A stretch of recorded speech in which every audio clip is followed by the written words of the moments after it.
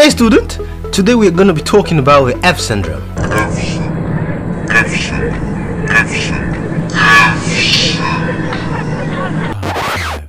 If you just received your paper and you had an F grade, the first thing you must do is to keep calm. Keep calm, mate. Never do this, because you will just end up being expelled from the class, and that's the same as preparing you for another F. You must keep calm, focus your mind and spirit for the next challenge, which is this, because you're gonna need all of your strength against this. This, I tell you, is the one thing I've always feared more than my teacher, because my mom, she could yell like from today till next week and I will never see the end of it. And the next day, she'll be like, do you want breakfast? And I'll be like, who the hell cares?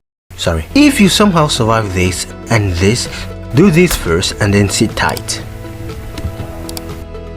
Generally, whenever people hear that someone performed woefully at an exam, the very first thought that comes to your mind is that he or she didn't prepare well enough. But is lack of preparation the only reason why students fail? According to a recent report, it has been revealed that out of 78% of students that enter the examination hall, only 25 of them perform truly well. Why is that? Well, the following reasons might explain it better.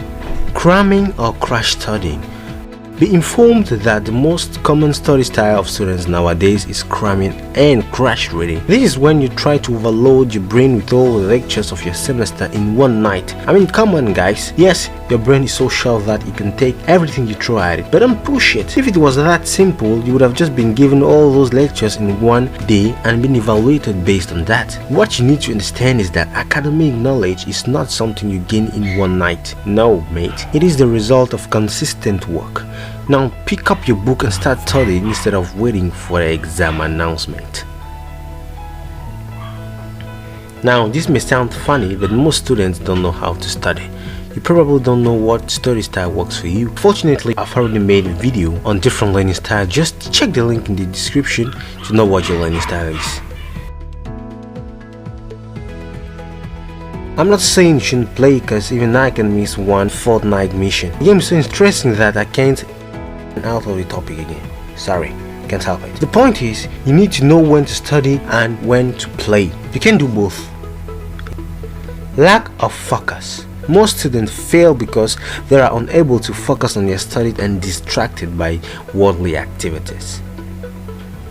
So, if you have identified yourself in any of those difficulties, you only have to go back and start doing things the right way.